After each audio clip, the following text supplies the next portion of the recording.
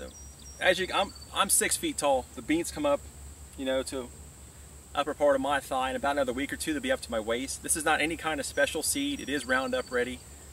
I got this from the local farm co-op in Urbana, but I didn't have to, you know, order anything special or pay a bunch of shipping. I just went there in town and got it. It was about, I think it was 50 bucks for a bag.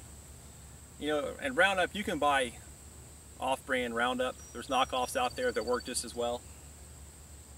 I mean, the time in this, I mean, you figure what you would spend on going and buying corn or buying bags of feed, and this is just an awesome plot.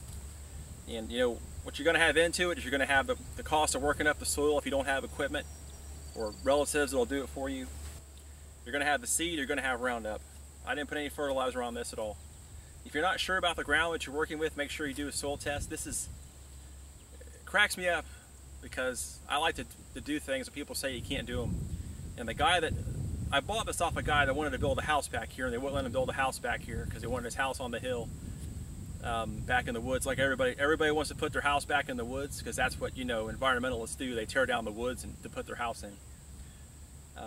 So I bought this. The guy I knew before was a farmer around here, and he told me that they could never get a crop back here and chose not to plant anything here.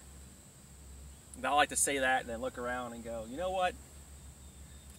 We're able to get a crop back here now, but it took 5 years of putting in clover and turnips and just working the soil, putting in amendments before we could get something back here.